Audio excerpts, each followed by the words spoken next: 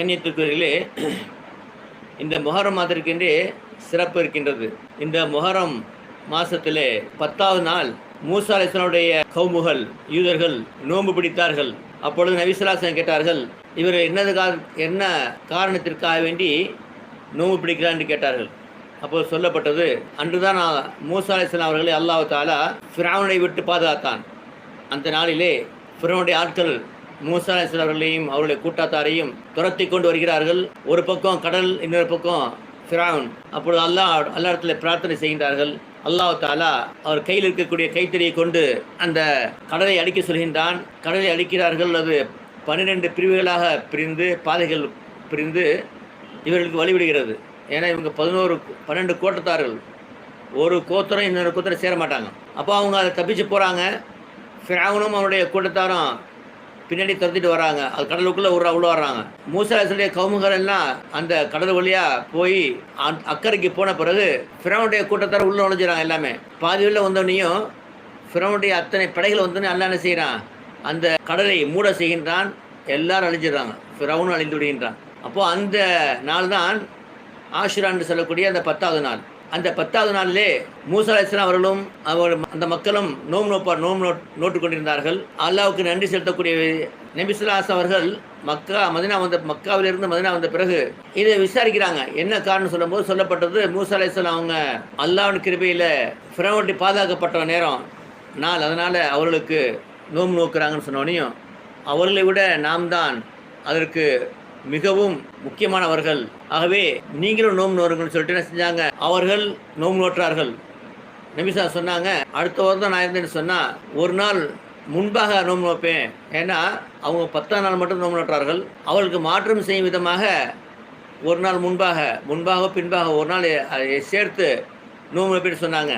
அந்த அடிப்படையிலே நாம் இந்த ஆஷுரா நாள் 9, 10 10ஆம் நாளுக்கு முன்பாக ஒரு நாளோ அல்லது 10ஆம் நாளுக்கு பின்பாக ஒரு நாளோ, அதாவது இன்னைக்கு தான் முதல் நாள் செவ்வாய்க்கிழமை.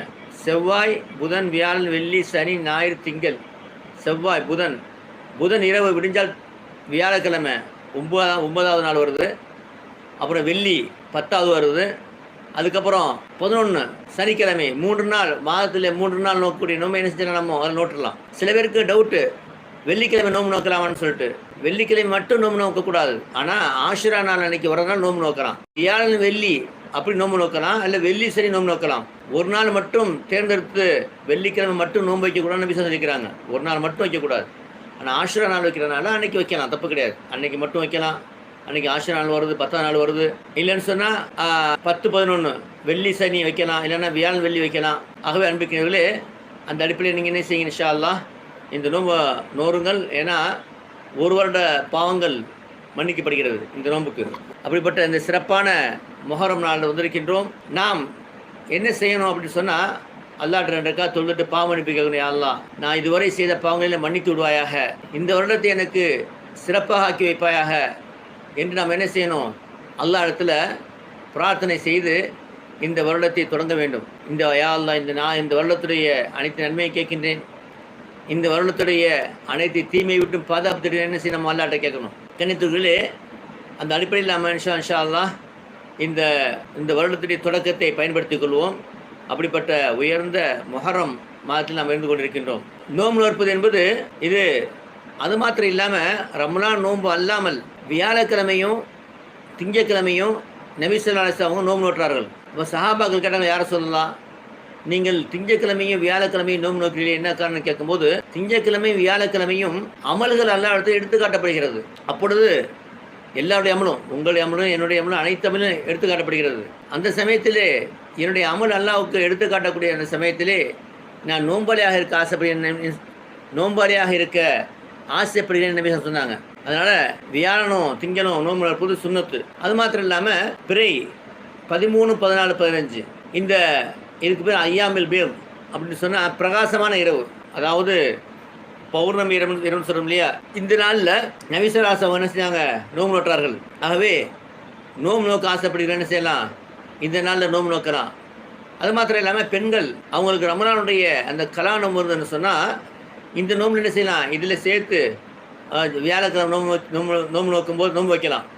கலாவுடைய நோம்பு நீங்கள் வச்சா கூட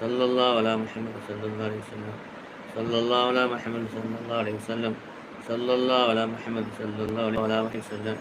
ஸல்லல்லாஹு அலா முஹம்மது ஸல்லல்லாஹு அலைஹி வஸல்லம். ஸல்லல்லாஹு அலா முஹம்மது ஸல்லல்லாஹு அலைஹி வஸல்லம். அலா முஹம்மது ஸல்லல்லாஹு அலா முஹம்மது ஸல்லல்லாஹு அலைஹி வஸல்லம். ஸல்லல்லாஹு அலா முஹம்மது ஸல்லல்லாஹு அலா முஹம்மது ஸல்லல்லாஹு அலைஹி வஸல்லம். ஸல்லல்லாஹு அலா முஹம்மது ஸல்லல்லாஹு அலைஹி வஸல்லம். ஸல்லல்லாஹு அலா முஹம்மது ஸல்லல்லாஹு அலைஹி வஸல்லம். ஸல்லல்லாஹு அலா முஹம்மது ஸல்லல்லாஹு அலைஹி வஸல்லம். ஸல்லல்லாஹு அலா முஹம்மது ஸல்லல்லாஹு அலைஹி வஸல்லம். ஸல்லல்லாஹு அலைஹி வஸல்லம். ஸல்லல்லாஹு அலா முஹம்மது ஸல்லல்லாஹு அலைஹி வஸல்லம். ஸல்லல்லாஹு அலா முஹம்மது ஸல்லல்லாஹு அலைஹி வஸல்லம். ஸல்லல்லாஹு அலா முஹம்மது ஸல்லல்லாஹு அலைஹி வஸல்லம். ஸல்லல்லாஹு அலா முஹம்மது ஸல்லல்லாஹு அலைஹி வஸல்லம். ஸல்லல்லாஹு அலா முஹம்மது ஸல்லல்லாஹு அலைஹி வஸல்லம். ஸல்லல்லாஹு அலா முஹம்மது ஸல்லல்லாஹு அலைஹி வஸல்லம். ஸல்லல்லாஹு அலா முஹம்மது ஸல்லல்லாஹு அலைஹி வஸல்லம். ஸல்லல்லாஹு அலா முஹம்மது ஸல்லல்லாஹு அலைஹி வஸல்லம். ஸல்லல்லாஹு அலா முஹம்மது ஸல்லல்லாஹு அலைஹி வஸல்லம். அலா முஹம்மது யா ரப்பி ஸல்லி அலைஹி வஸல்லிம். அவங்க நன்மையை அல்லாஹ் குறை வைக்க மாட்டான். இதுதான் அல்லாஹ்வுடைய பெரிய கிருபை. இதே மாதிரி நீங்கள் 10 பேர் சொல்லி அவங்க செய்யும்போது அந்த நன்மை கிடைக்கும். 100 பேர் சொல்கிறீங்களா, 1000 பேர் சொல்கிறீங்களா, 1,00,000 பேர் சொல்கிறீங்களா, யாரெல்லாம் செய்கிறாங்களோ அந்த நன்மை கிடைச்சிக்கிட்டே இருக்கும். இதுதான் நீங்கள் செய்கிறதை விட அதிகமாக நன்மையை தரக்கூடிய ஒரு பெரிய அமல் தான் இந்த தாவாங்கிறது. மக்களுக்கு எத்தி வைப்பது, நன்மையை எத்தி வைத்து தீமையை தடுப்பது, நன்மையை சொல்லி தீமை தடுப்பது. இப்போ நன்மையை நீங்கள் சொல்கிறீங்க, அப்போது ஆட்டோமேட்டிக்காக அவங்க தீமை தடுத்துரும். இந்த சமயத்தில் அவங்க வந்து டிவி பார்க்குறதுல நிப்பாட்டிடுவாங்க, திக்கில் உட்காருவாங்க. அப்போது அந்த ஷைத்தானை விட்டு அவங்கள வெளியேற்றக்கூடிய ஒரு வாய்ப்பு. கொஞ்சம் கொஞ்சமாக பழகிட்டான்னு சொன்னால் முழுமையான முறையில் செய்வாங்க. தன்னுடைய வாழ்க்கையை ஒரு நிமிஷம் கூட வேஸ்ட் பண்ணாமல் சேமிக்கக்கூடிய கூட்டத்தில் எல்லோரும் ஆயிடுவாங்க. அதுக்கு காரணமாக நீங்கள் என்னன்னு சொன்னால் அதுவே உங்களுக்கு மறுமையில் அது மிகப்பெரிய சொத்தாக அமைஞ்சிடும். எல்லாம் வல்ல அல்லாஹ் கபூல் செய்வானாக. வாஹித் அல்ஹம்துலில்லாஹி ரப்பில் ஆலமீன். யாரெல்லாம் எனக்கு ஸலாம் சொல்லியிருக்காங்களோ வலைக்கும் அஸ்ஸலாம் வரஹ்மத்துல்லாஹி வபரகாத்துஹு. இங்கே இருக்கக்கூடிய அனைவருக்கும் அஸ்ஸலாமு அலைக்கும் வரஹ்மத்துல்லாஹி வபரகாத்துஹு. இன்ஷா அல்லாஹ் தஹஜ்ஜுத்தில் 4:20க்கு திக்ரே கல்வியை பார்ப்போம். அது மாத்திரம் இல்லாமல் திக்ரே கல்வி செய்ய விரும்புகிறவங்க என்னுடைய சேனலை பாருங்கள். இடது பக்கம் கீழே பார்த்தீங்கன்னு சொன்னால் கேபிக்கு பிரேட்னு இருக்கும். அது தொட்டிங்கன்னு சொன்னால் என்னுடைய அத்தனை வீடியோ வந்துடும். அதில் இதே திக்ர் எப்படி செய்கிறது பயிற்சி இருக்குது. அது பார்த்துக்க ஆரம்ப பயிற்சி பார்த்துக்குங்க. அது மாத்திரம் இல்லாமல் உங்களுடைய அத்தனை பிரச்சனைக்குமே நம்ம குரானை கொண்டும் ஹதீஸை கொண்டும் தீர்வு என்னங்கிறது நம்ம போட்டிருக்கோம். எந்த பிரச்சனையும் சரி தான். அதாவது குழந்தை இல்லையா, கல்யாணம் தடைபடுதா, வருமானம் சரியில்லையா, கடன் பிரச்சனை இருக்கிறதையா, செய்வன பிரச்சனை இருக்குது, எல்லாத்துக்குமே நம்ம வீடியோ போட்டிருக்கோம். அந்த வீடியோவில் உள்ளபடி நீங்கள் என்ன செய்யுங்க சொன்னால் ஓதிட்டு வந்தீங்கன்னு சொன்னால் நிச்சயமாக முழுமையான குணமாகும். பல்லாயிரக்கணக்கான மக்கள் பலனடைஞ்சிருக்காங்க. அல்ஹம்துலில்லாஹ். பல்லாயிரக்கணக்கான மக்களுக்கு வந்து குழந்தை பிறந்திருக்குது, ஆயிரக்கணக்கான மக்கள் குழந்தை பிறந்திருக்கு, கல்யாணம் தடை நீங்க இருக்குது, எல்லாம் நம்ம லைனில் வந்து சொல்லிட்டு இருக்காங்க. ஆகவே இதை நீங்கள் இன்ஷா அல்லாஹ் பயன்படுத்திங்க. அதே மாதிரி திக்லையும் கலந்துக்கிட்டு துவாவில் கலந்துக்குங்க. இன்ஷா அல்லாஹ் எல்லா விதமான பலனும் கிடைக்கும். அதாவது ரஹமத் இறங்கும். இந்த திக்கில் இறங்கும்போது வெளிச்சம் இறங்கும், ரஹமத் இறங்கும். அப்போ குடும்பத்தில் இந்த வீட்டில் உள்ள இந்த எல்லா பிரச்சனையும் வெளியாகிடும்.